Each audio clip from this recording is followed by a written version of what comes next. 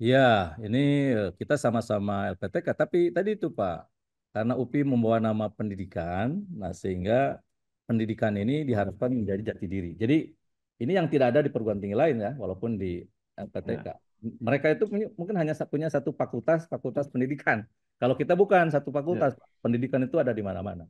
Ya, nah ini jadi pendidikan bukan sekedar nama, tapi ini adalah jati diri ya, yang menjelaskan bahwa UPI memang concern dengan program-program studi pendidikan.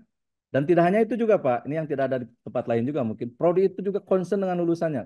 Jadi walaupun yang bukan Hmm. pendidikan, kita berharaplah ruhnya, spirit pendidikannya, spirit pendidikan itu arti spirit memberdayakan orang itu ada pada setiap lulusan UPI.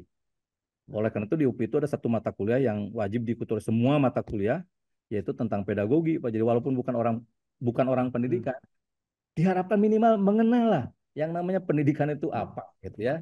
Sehingga ya prinsip-prinsip atau dasar-dasar pendidikan itu ada pada setiap lulusan UPI. Itu yang pertama sebetulnya.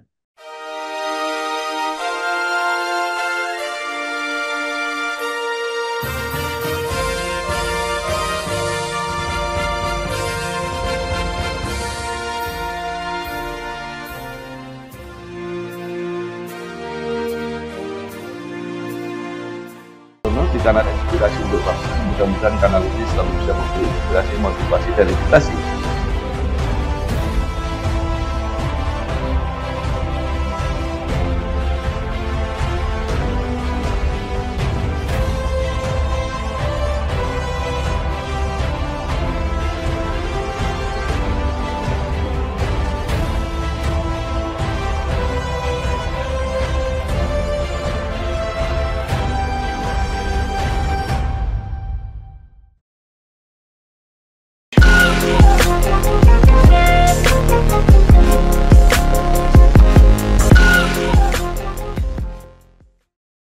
Assalamualaikum warahmatullahi wabarakatuh.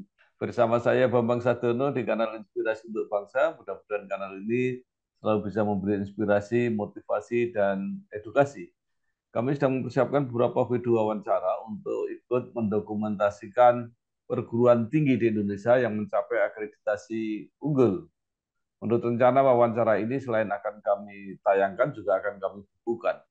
Saat ini saya sudah bersama dengan seorang pimpinan perguruan tinggi yang mencapai akreditasi unggul, yaitu Profesor Dr. HM Solehudin, MPD MA. Beliau adalah Rektor Universitas Pendidikan Indonesia UPI Bandung. Apa kabar, Prof? Alhamdulillah sehat. Sehat Pak. Ya, Prof. Ya, Prof. Solehudin lahir di Majalengka 8 Februari 1962, Rektor Universitas Pendidikan Indonesia UPI periode 2020-2025, Ya, menyelesaikan pendidikan S1 di IKIP Bandung, pendidikan S2 di IKIP Bandung dan Ohio State University, kemudian S3 di UPI Bandung. Pernah menjadi sekretaris eksekutif dan wakil rektor. Prof, mungkin ada kenangan yang tidak terlupakan atau pengalaman yang khas dalam perjalanan karir, mungkin bisa diceritakan. Monggo, Prof. ya Alhamdulillah saya dulu lulus dari UPI ya S1 itu tahun 84 Pak.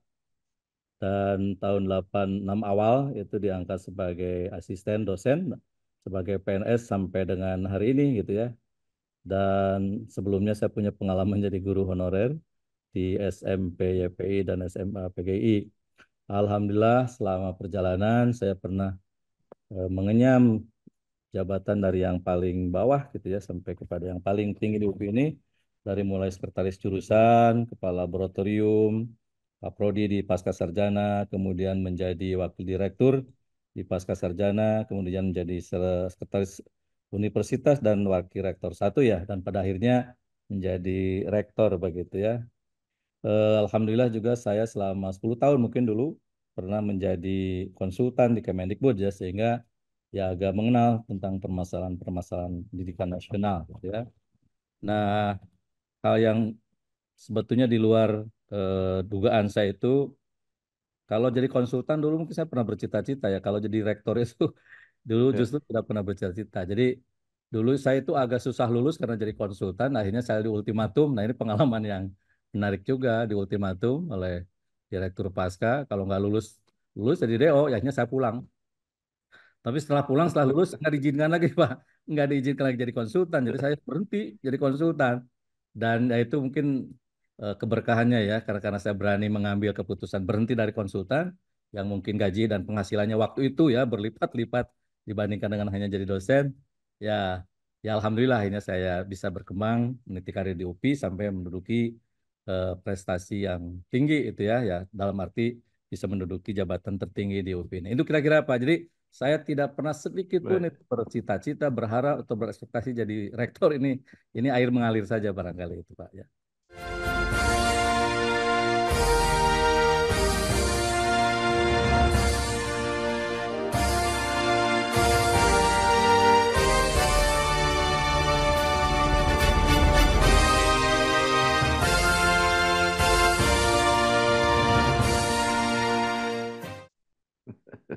Ya, baik.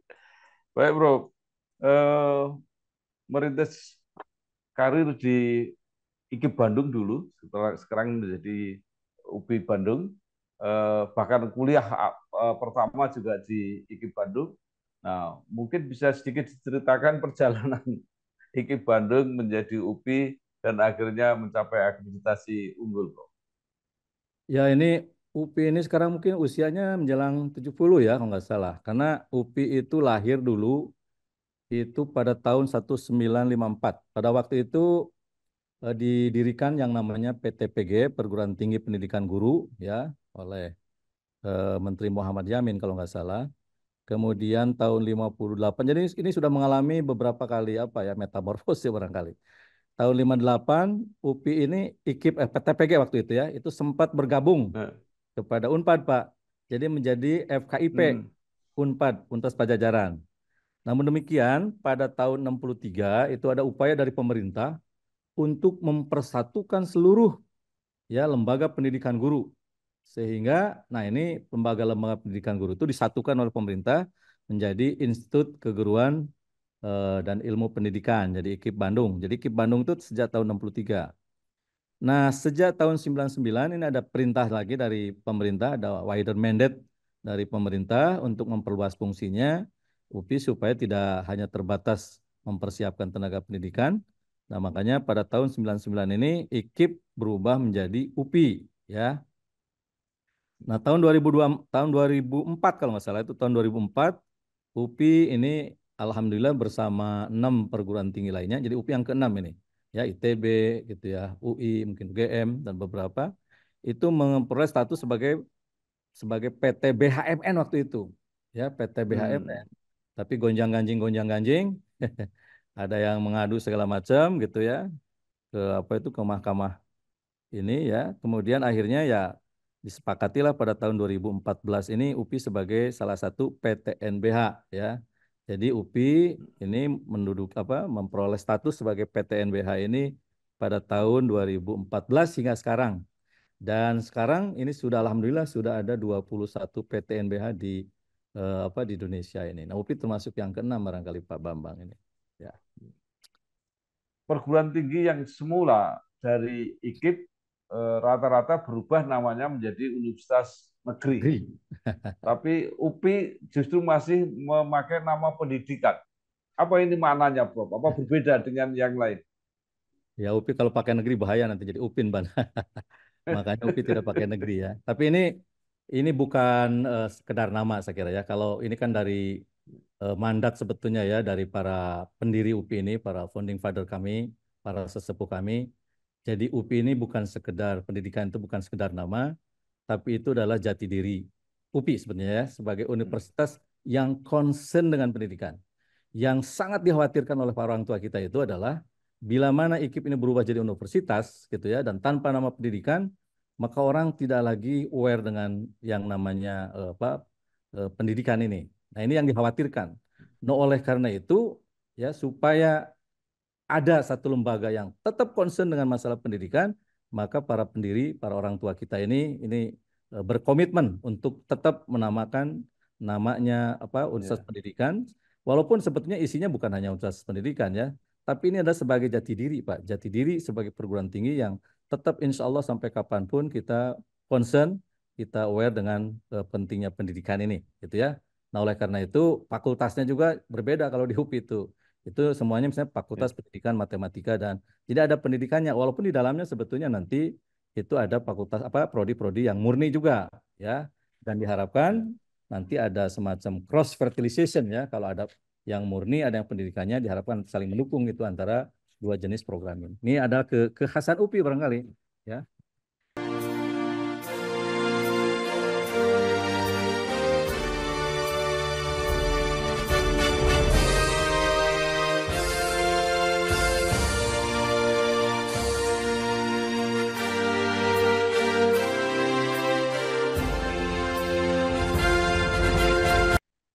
Ya, baik. Mungkin bisa bisa diceritakan, Bro. Nanti menyangkut student body-nya, menyangkut program studi yang ada fakultas, Ya nanti. mahasiswa dan sebagainya, termasuk dosen. Seperti apa sekarang di UPI?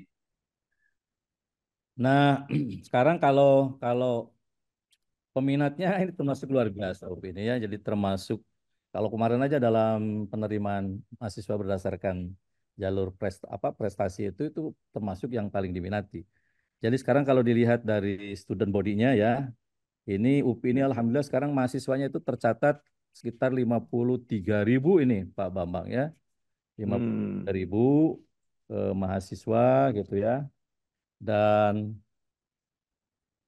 apa itu dosennya ya sekitar 1.500-an sekarang ini ya.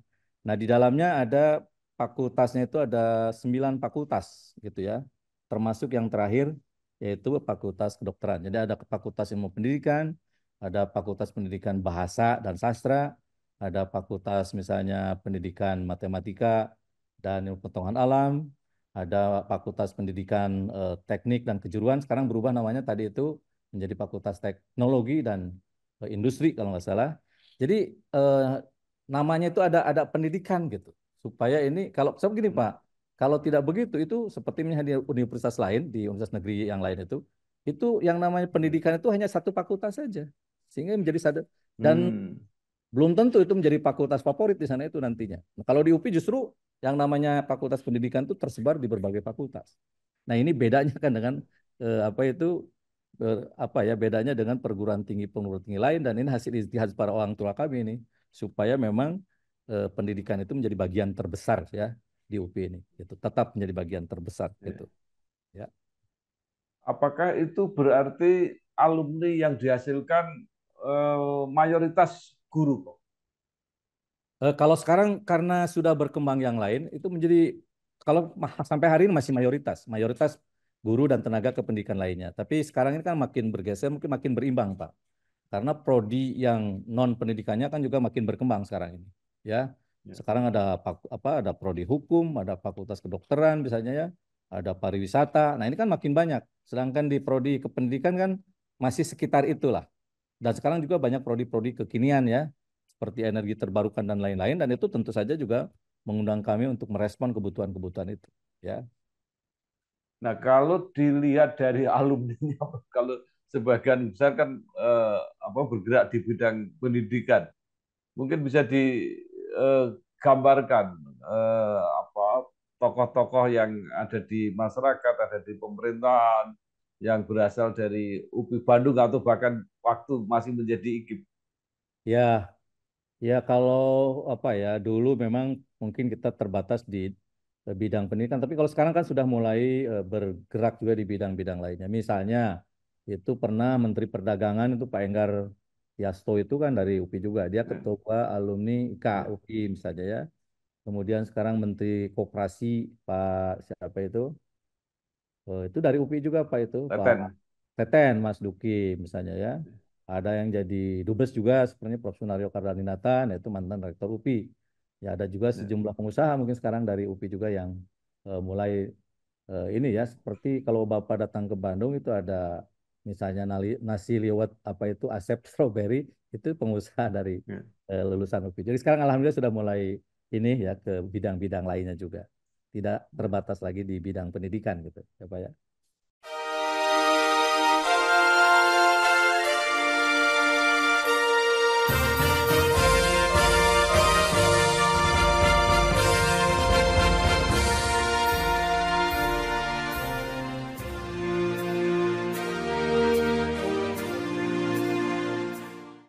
banyak perguruan tinggi besar yang membuka kampus-kampus di kota lain. PKS apa DAU, Ya, kampus di luar kampus utama. Bagaimana dengan UPI Bandung, Bro? sebetulnya kalau UPI sudah lebih dulu, Pak, karena gini, itu Ya. UPI itu punya nama sendiri sebetulnya kita ya. Jadi jauh sebelum ada orang lain bicarakan itu UPI itu sudah punya 5 kampus daerah, Pak. Kampus daerah Oh, itu adalah di Tasik, di Cibiru, di Sumedang, di Purwakarta, dan di Serang. Nah, kenapa punya Kamda seperti itu? Karena dulu itu pada waktu pendidikan guru itu di upgrade ya, dia itunya ke perguruan tinggi, itu yang namanya mantan SPG segala macam itu kan SPG, SGO itu diintegrasikan ke UPI. ya, Nah, sehingga UPI punya kampus daerah. Tapi bukan kampusnya di daerah yang ngajar dari Bandung, enggak. Makanya kita bangun kampus itu, dosennya juga di sana. Hanya memang ini karena ya, belum ada polanya, ya kita beristihad, yaitu dipimpin bukan oleh dekan Pak, karena di sana prodinya juga berkembang gitu ya. Itu oleh direktur. Seperti misalnya di ya, Tasik, itu sesuai dengan daerahnya, ya kita kembangkan. Kalau prodi PAUD, prodi PGSD-nya itu kan sejarah lah, itu yang digabungkan dulu. Nah, sekarang ya, itu dikembangkan prodi-prodi juga yang terkait dengan industri kreatif misalnya. Kalau di Serang misalnya, itu kita kembangkan pula prodi-prodi yang namanya prodi-prodi kelautan. Ada kekhasan lah, ada clustering ya, supaya tidak terlalu ya, berat di sarprasnya nanti. Kira-kira begitu. Jadi kalau UPI itu sudah 34 tahun yang lalu punya Kamda seperti ya. itu. Hanya dulu belum digembar-gembor, kalau sekarang itu ada. Kalau sekarang ya kalau kita juga gara-gara tugas dari pemerintah juga sebetulnya ya, karena ada beberapa SPG, SGO dulu yang dipersatukan gitu ya. Kira-kira. Jadi kita sudah punya pengalaman lebih dulu Pak kalau soal itu ya. Itu sudah termasuk yang 55.000 itu termasuk mahasiswa di Ya, 5 daerah itu, termasuk. Bro. Karena kalau di daerah itu kecil-kecil, Pak. Tidak besar seperti di kampus di sini. Ya, ada yang 2.000 gitu ya, dan 3.000 gitu ya. Lahannya juga kan bekas sekolah dulunya. Jadi tidak terlalu besar. Oleh karena itu, nah ini tugas kami adalah bagaimana membuat mereka walaupun tidak besar tapi secara quality saya kira ini perlu diperjuangkan ya, sehingga tidak ada kampus nomor 2 itu, mudah-mudahan. Ini salah satu program saya nanti sebetulnya adalah equally in quality ya, sehingga semua kampus dimanapun ya besar kecil tetap berkualitas. Kira-kira begitu. Para guru, apalagi pendidik di perguruan tinggi, itu harus mengembangkan pendidikannya, baik S2 atau S3. Bahkan sekarang juga banyak guru di sekolah menengah yang membutuhkan pendidikan itu. Nah, apakah program-program ini yang termasuk menjadi perhatian di UPI, Bro? Ya, gini Pak, kalau kita kan sebenarnya programnya reguler, tapi tentu kita merespon berbagai kebutuhan daerah, ya. Misalnya, Ya, sekarang itu ada kerjasama dengan, saya nggak tahu juga ini kok dengan Pak Luhut ya itu. Jadi Pak Luhut itu kok nggak, ya, ini bergerak juga dengan Profesor siapa itu, yang staf ahlinya itu, ya, dengan Pak Satrio juga di sana. Itu ada program-program pembinaan guru-guru luar biasa di tempat-tempat yang, ya, ya, tempat-tempat yang terjauh itu Pak. Jadi mereka akan ya, disekolahkan S2 dan nanti S3-nya di luar negeri. Nah, itu ternyata ada perguruan tinggi yang dipilih itu hanya 2 saja oleh mereka itu. Salah satunya UPI. Nah, kita kita concern juga dengan artinya memenuhi kebutuhan-kebutuhan seperti itu. Atau misalnya juga di Jawa Barat. Ternyata ini masalah jumlah guru penggerak itu masih sangat sedikit. Kemarin pas sekdanya ya. nantang kita ini ya. Apa yang bisa diperbuat UPI? Oke, saya katakan. Apa yang dibutuhkan? Di antaranya di samping memberantas stunting Jawa Barat adalah tadi terkait dengan bagaimana kita ya dalam waktu yang sangat cepat ini mempersiapkan guru-guru penggerak di Jawa Barat. Nah, itu kita respon tentu saja. Karena kita tidak tidak boleh tidak aware ya dengan persoalan-persoalan bangsa, persoalan daerah. Mesti kita ikut memberikan kontribusi, saya kira. Nah, jadi terhadap persoalan-persoalan itu tentu UPI juga sangat responsif ya.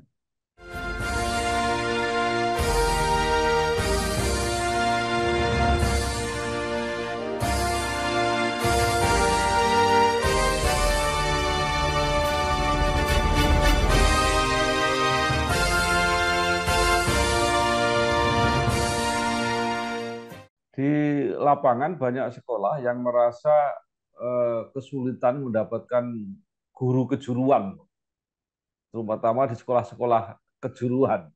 Nah, ini apakah di UPI apa, Bro, mempersiapkannya juga mempertimbangkan ini?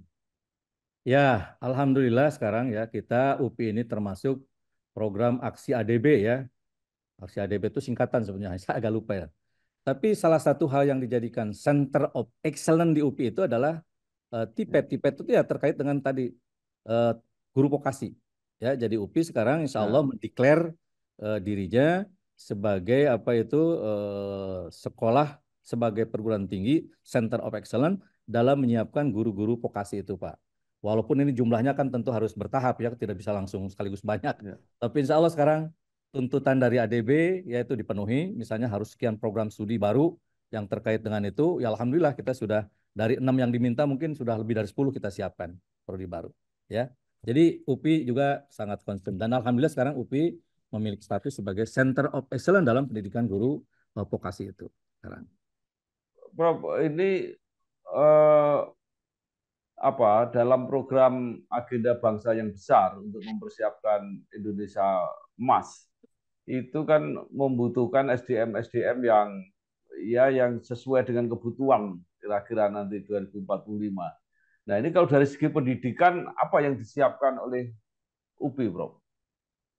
Ya, pertama tadi kan saya sudah katakan bahwa UPI concern dengan penyiapan tenaga pendidik ya guru, ya apakah dalam bidang PPG-nya, dalam program PPG-nya atau dalam penyiapan S1-nya. Jadi berbagai regulasi yang disiapkan oleh pemerintah itu tentu kita ikuti, Pak. Jadi nanti penyiapan guru apakah lewat program DIK ataupun non-DIK kita siap untuk ikut berkompetisi lah. Nah, tapi tentu UPI juga harus membaca perkembangan zaman. Nah, oleh karena itu sekarang yang disiapkan oleh UPI itu tidak ya sekadar misalnya pendidikan guru. Ini tenaga dokter aja misalnya tenaga dokter. Itu di Jawa Barat Ya, setelah dihitung-hitung dari 50.000 tenaga dokter yang dibutuhkan, itu kira-kira kondisinya hanya sekitar 13.000 saja. Nah, oleh ya, karena itu UPI juga berperan dalam hal ini dan tentu kita juga mempersiapkan dengan sepenuhnya ya untuk menyiapkan tenaga-tenaga pendidikan apa dokter yang berkualitas. Dalam bidang yang lain juga misalnya teknologi yang terbarukan segala macam, ya, ya kita harus cepat adaptasi Pak dengan merekrut tenaga-tenaga sehingga walaupun universitas pendidikan namanya, tapi sekarang ya mau tidak mau kita kalau ingin kontribusi terhadap kebutuhan seperti yang dipesankan oleh Pak Presiden, oleh Pak Mendikbud, ya kita juga tentu merespon ya apa-apa yang dibutuhkan oleh bangsa ini. Jadi insya Allah ini berbagai tenaga kebutuhan SDM, samping tetap concern dengan pendidikan, tenaga pendidikan itu bukan hanya guru sebetulnya ya, guru dan tenaga-tenaga pendidikan lainnya seperti ahli teknologi pendidikan gitu ya, dan macam-macam perancang pendidikan itu kita siapkan, tapi juga kita sekarang ikut bermain ya di dalam menyiapkan SDM-SDM seperti yang kita butuhkan di era sekarang. Ya. Karena ini ya. mau tidak mau kalau sudah seperti universitas ya kita bertarungnya secara umum kan Pak ini ya. Kita selalu diperbandingkan, kita selalu dipersandingkan dengan mereka dengan semuanya gitu. Ya. Baik, sekarang kembali ke tenaga kependidikan ini, Bro. Ya. Ini kan pemerintah sering mengeluh jumlahnya kurang, terutama di pendidikan vokasi. Tetapi di dalam apa ya proses pengangkatan sebagai pegawai atau kesejahteraan mereka itu sering sering menjadi kontroversi. Apakah ini tidak mengurangi minat orang untuk menjadi guru? Kalau saya melihat dari jumlah pendaftar apakah di program PPG, di ya program ikut, Ya, rasanya nggak ada itu penurunan itu ya. Jadi alhamdulillah kalau saya lihat jumlah-jumlah peminat itu selalu melebihi Pak kuota yang diinginkan ya. Misalnya di PPG itu dibutuhkan sekian, yang daftar ya sekian gitu ya. Jadi kalau saya melihat ya, minatnya alhamdulillah sampai hari ini tidak berkurang. ya.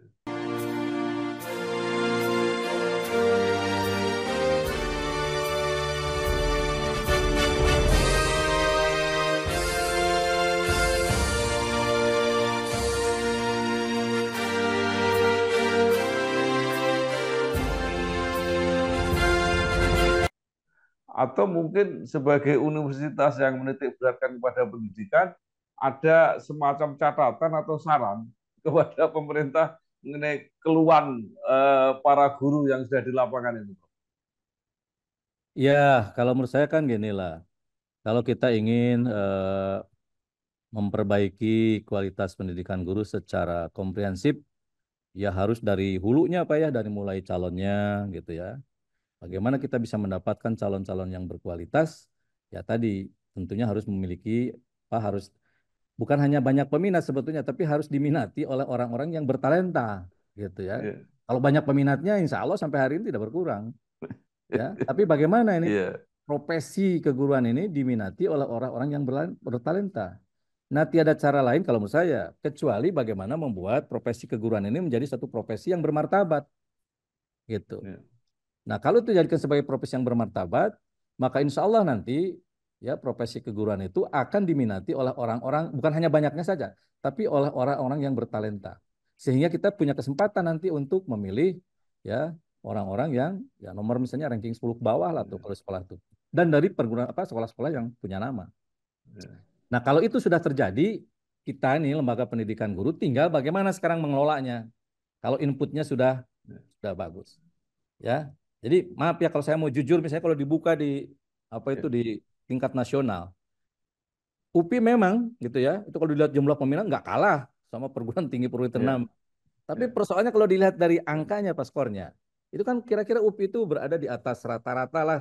Mungkin di atas kalau iya, simpangan paku itu ada di satu, mungkin di berapa ya gitu ya, plusnya dari rata-rata iya, satu dua. Nah kalau perguruan tinggi perguruan ternama itu kan di ujung sana ujung kanan Pak. iya, Ya, kalau saya tahu kan itunya. Nah ini gitu ya. Jadi kalau kita ingin misalnya orang-orang yang nomor satu ini masuk ke keguruan ya tadi iya, jadikanlah apa profesi iya, guru itu menjadi program yang bermartabat. Baru nanti kita kelola ya di sini. iya, Kita punya kewajiban dari mulai rekrutmennya, pengelolaannya sampai nanti tingkat kelulusannya. Dan mungkin juga saya kalau boleh menyarankan, bisakah kita itu diberi keleluasaan sebetulnya untuk mendidik guru ini? Karena kita perguruan tinggi, kita PTNBH. Nah, pemerintah tinggal nyiapkan standarnya seperti apa dan silahkan diuji oleh pemerintah. iya, Jadi kalau iya, sekarang kan maaf ya, kurikulumnya juga ditentukan oleh pemerintah kalau sudah PPG dan macam-macam. Kuotanya segala macam diselenggarakan. Kita hanya jadi tukang-tukang sebetulnya, ya. Nah, kalau mau kita beri keleluasaan supaya kita juga bisa berkompetisi. Nah, standarnya guru ya apa orang apa pemerintah yang menentukan. Proses seleksinya jadi gurunya silahkan pemerintah yang menentukan. Kita nanti memenuhi tantangan-tantangan itu. Nah, kalau sudah begitu, nanti kalau sudah terjun Pak ya, kalau sudah terjun ke lapangan, iya, nah kita siapkan, ini pemerintah juga harus menyiapkan bagaimana model pembinaannya yang sustainable, iya, ya, yang continuous, yang berkelanjutan. Nah, ini di kita ini banyak sekali peraturan pemerintah ya, undang-undang dan macam-macam yang mengatur tentang guru ini sehingga jadi terfragmentasi, Pak. Ya, kadang-kadang ada yang iya, saling mengatur dan ada juga yang tidak mengatur gitu. Artinya bidang itu iya, perlu tapi tidak ada yang mengatur. Misalnya bagaimana iya, nih guru itu dibina secara continuous. Profesinya itu. Jadi jangan dibiarkan. iya, Atau kalau sudah lulus pendidikan profesi itu jangan dianggap itu sudah profesional tanpa ada proses pengembangan. Nah ini yang mudah-mudahan ya, undang-undang kita iya, ke depan katanya mau ada omnibus atau pelaturan apapun namanya nanti mudah-mudahan ini bisa mengintegrasikan semuanya sehingga semuanya bisa harmonis itu nanti ke depan.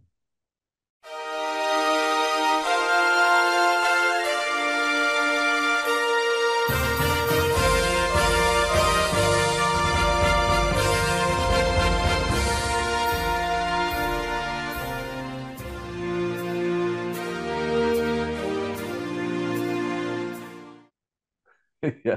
Pandangan saya seperti Luar itu. biasa. Nah, Prof, kita kembali ke kekhasan UPI Bandung, Prof. Ya, Dibandingkan dengan kalau dengan perguruan tinggi yang lain pasti sudah pasti beda karena misinya pendidikan. Tapi kalau dengan perguruan tinggi lain yang sama-sama ekip, kira-kira perbedaannya di mana, Prof? ya, ini kita sama-sama LPTK, tapi tadi itu Pak, karena UPI membawa nama pendidikan, nah sehingga pendidikan ini diharapkan menjadi jati diri. Jadi ini yang tidak ada di perguruan tinggi lain ya, walaupun di LPTK. Ya, Mereka itu mungkin hanya punya satu fakultas, fakultas pendidikan. Kalau kita bukan satu ya, fakultas, pendidikan itu ada di mana-mana. Ya, nah ini jadi pendidikan bukan sekedar nama, tapi ini adalah jati diri ya, yang menjelaskan bahwa UPI memang concern dengan program-program studi pendidikan. Dan tidak hanya itu juga Pak, ini yang tidak ada di tempat lain juga mungkin. Prodi itu juga concern dengan lulusannya. Jadi walaupun yang bukan hmm, pendidikan, kita berharaplah ruhnya, spirit pendidikan itu nanti spirit memberdayakan orang itu ada pada setiap lulusan UPI. Oleh karena itu di UPI itu ada satu mata kuliah yang wajib diikuti oleh semua mata kuliah, yaitu tentang pedagogi, Pak. Jadi walaupun bukan orang Hmm. pendidikan, diharapkan minimal mengenal lah yang namanya pendidikan itu Hmm. apa, gitu ya. Sehingga ya prinsip-prinsip atau dasar-dasar pendidikan itu ada pada setiap lulusan UPI. Itu yang pertama sebetulnya. Kemudian yang kedua kalau dilihat dari motonya, UPI itu kan punya moto ya, ilmiah, edukatif dan religius. Nah, kalau ilmiahnya saya kira semua perguruan tinggi juga ilmiah. Nah, jadi di UPI itu ya warna religinya itu diharapkan juga ini menjadi sesuatu mewarnai kehidupan di UPI lah gitu ya. Jadi bagaimana orang-orang UPI ini taatlah beragama gitu yang diharapkan oleh orang-orang tua itu seperti itu. Jadi pendidikan karakter ini menjadi ya dominan juga di UPI ini barangkali. Ya. Baik. Terakhir, Prof, mengenai akreditasi. Ini kan peraturan akreditasi ini berubah-ubah. Nah, sebenarnya apa yang diharapkan dari perguruan tinggi sendiri mengenai akreditasi atau pemeringkatan? Ya orang mungkin suka, mungkin tidak suka. Tapi kalau bagi saya sih yang penting itu gini Pak. Kita itu memang perlu ada second opinion Pak. Perlu Hmm. ada orang lain memandang kita. So kalau kita hanya berpikir atau hanya mengandalkan kepada pikiran subjektif kita, nah ini kan yang nggak tahu kita ini kira-kira di mana kondisinya. Ya, Nah oleh karena itu ya, kalau saya apapun namanya, apakah akreditasi atau kata Bapak itu scoring atau apapun, ya, yang penting bagi kami itu satu, kita memperoleh feedback, kita memperoleh masukan sebetulnya tentang apa yang perlu lebih diperbuat oleh kita untuk memperbaiki diri itu aja ya, ya. Jadi ya, ya apapun namanya silakan lah gitu. Tapi kalau saya merasa perlu ada second opinion, perlu ada pandangan orang lain tentang kita. Dan ya, kita menjadi bisa benchmark gitu ya dengan pikiran itu. Oh, ternyata kita itu kurangin. So kadang-kadang kalau hanya mengandalkan pikiran diri sendiri yang kadang-kadang tersesat juga. Nah, ini yang saya harapkan. Ada feedback, ada input yang bisa memberikan masukan untuk melakukan improving ya, terus ke depan. Kira-kira itu Pak poinnya ya kalau saya. iya, baik. Terima kasih Bapak Terima Profesor kasih Dr. Pak HM Bambang. Mudah-mudahan Solahuddin informasinya MPD MA, bermanfaat ya Rektor mudah-mudahan. Universitas Pendidikan Indonesia UPI Bandung. Banyak yang sudah disampaikan, mudah-mudahan bermanfaat untuk kita semua, baik untuk lebih mengenal UPI maupun pendidikan di Indonesia pada umumnya. Terima kasih, Prof. Sukses. Sama-sama Pak Bambang. Wassalamualaikum Terima kasih. warahmatullahi Mohon maaf wabarakatuh. ini baru bisa dilaksanakan sekarang ini wawancara. Terima kasih sekali lagi. Terima kasih, Assalamualaikum Prof. warahmatullahi wabarakatuh.